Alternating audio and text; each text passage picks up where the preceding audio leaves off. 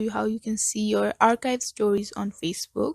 So first of all, you will have to log in into your Facebook account and then click on your profile.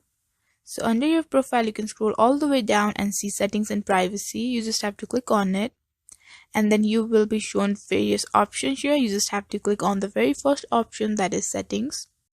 So inside settings, you will have to go into privacy, and under privacy, you can see your time on Facebook.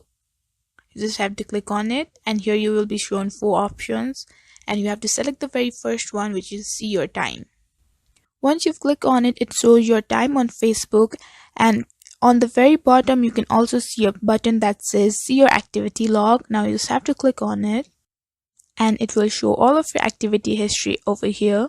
You have to click the very first option, which is your Facebook activity, and under here you can see stories as well. Now you just have to click on it and then click on stories activity. Here on the very top you will be given 2 options, which is archive and recycle bin. So when you click on your archives, you will find all of your archive story over here, and in this way you can view your archive stories on Facebook. And that is it. Thank you for watching this video. I hope this was helpful.